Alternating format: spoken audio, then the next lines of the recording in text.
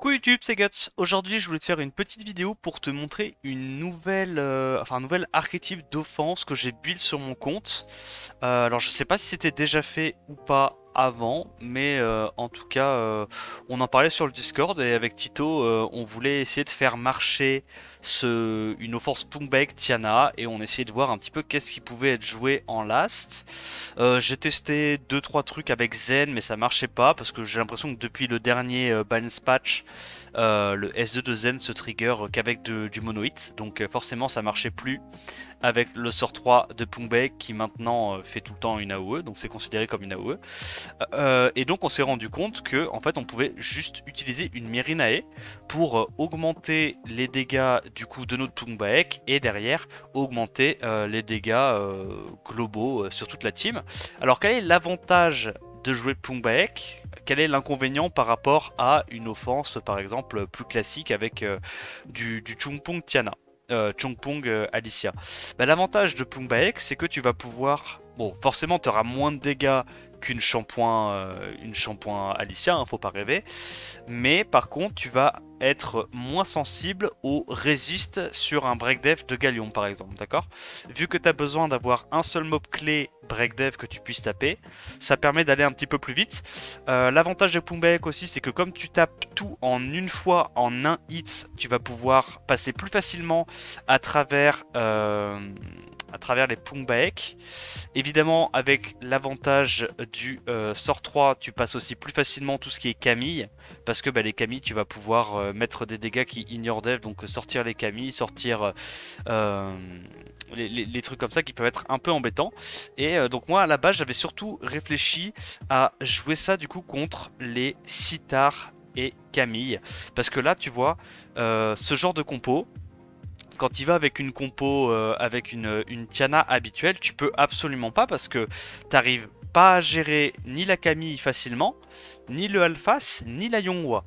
Pourquoi la Yonghwa? Parce que tu vas du coup y aller avec 2 DPS et du coup la Yonghwa va pouvoir trigger son passif sur le premier hit, donc elle trigger son passif, into, t'as un break attack normalement sur ta Alicia. Bon là, en plus de ça, comme la Nora et en Nemesis, on s'est fait avoir, mais du coup t'imagines très bien que avec le break attack, tu vas pas pouvoir passer cette défense parce que va y avoir le passif d'Alphas qui va être trigger, le passif de Yonghwa qui va réduire tes dégâts.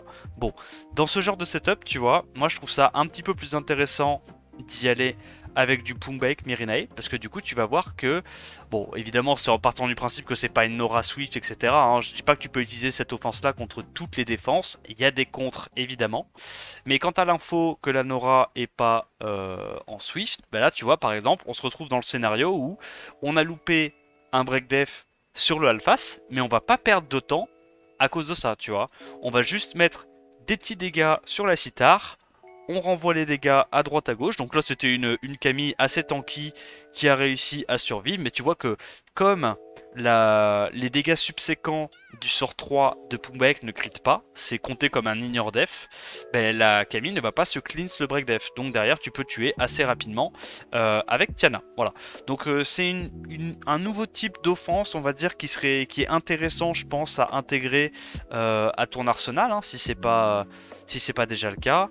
Bon, là, tu vois, évidemment, ce genre de truc, je pense pas trop que tu puisses, parce qu'il y a le Moore qui peut être potentiellement en Swift, mais bon, ça, honnêtement, tu le passes déjà assez facilement avec de la Alicia Shampoing ou les compos classiques.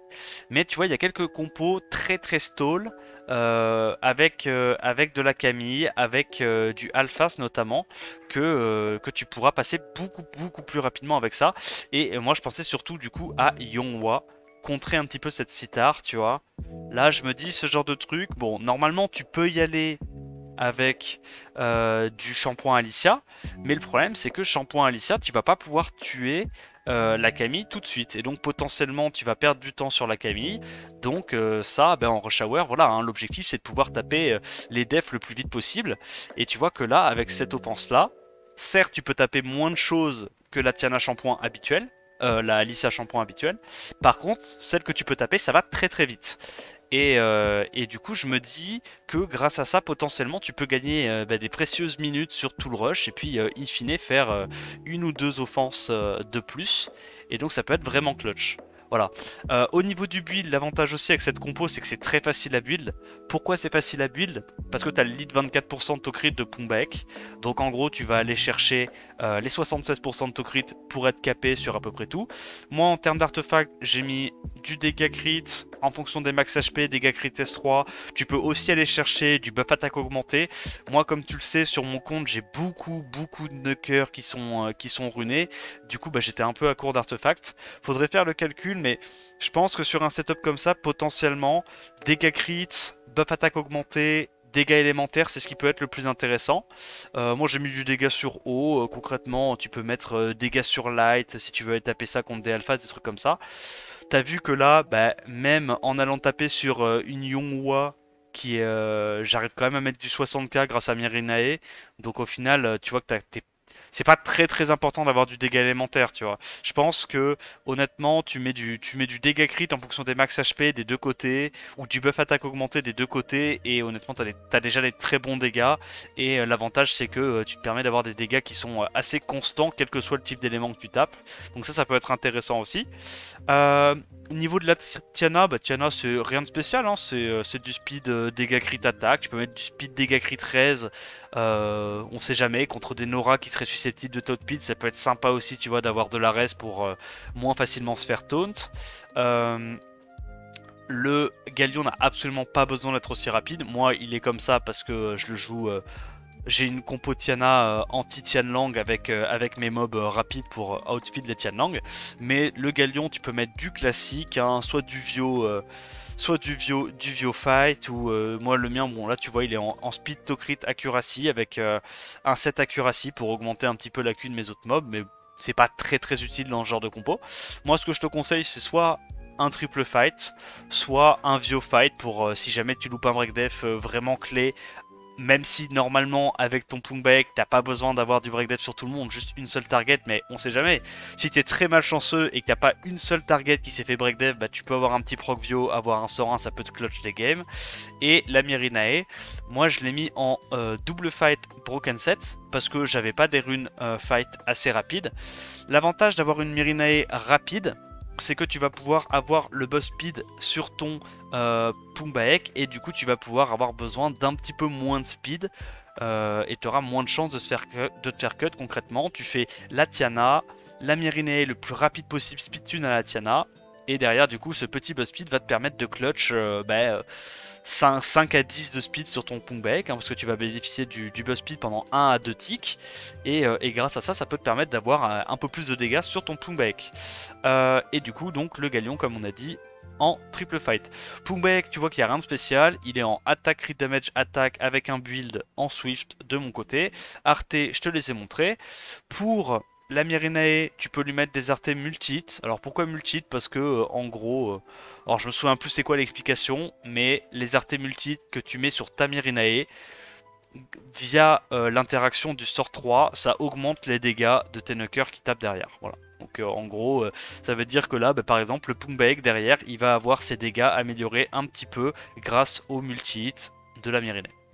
Donc moi c'est comme ça que je le build, et tu vois que bah voilà, hein, je te montre un petit peu donc un test de dégâts sur ma def pour que tu aies une idée.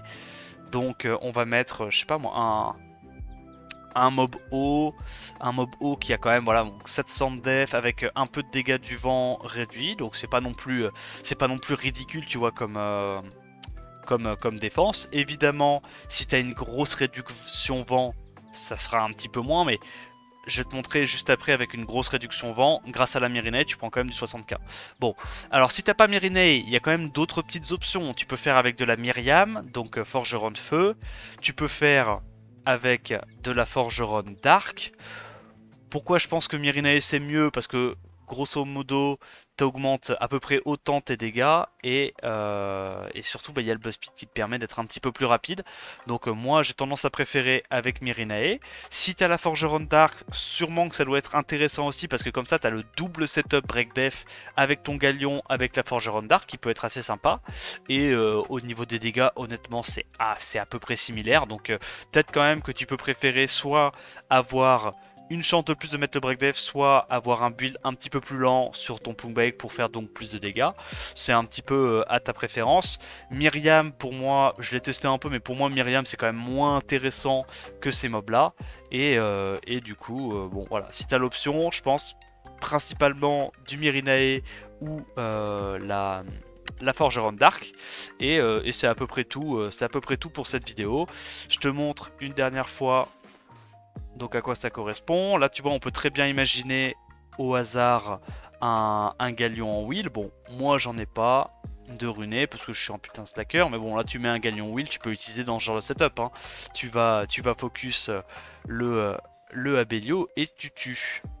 Qu'est-ce qu'on a d'autre? J'essaie de voir un dernier petit exemple. Comme tu vois hein, c'est pas une défense que tu vas enfin, c'est pas une offense que tu vas pouvoir utiliser dans 90% des cas, mais je me dis que dans le cas de figure où tu as besoin d'une Tiana slow et t'as pas envie de te faire emmerder par une RNG catastrophique ou une Camille, une Yonghwa, bah, c'est une option qui est quand même intéressante.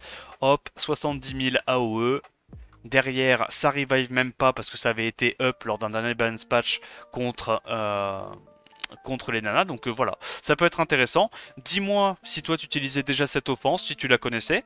Moi je t'avoue, j'avais jamais réfléchi. Mais voilà, donc j'espère que la vidéo t'a plu. Si c'est le cas, n'hésite pas à liker la vidéo, t'abonner à la chaîne pour plus de contenu. En attendant la prochaine vidéo, je te dis à plus. Ciao ciao.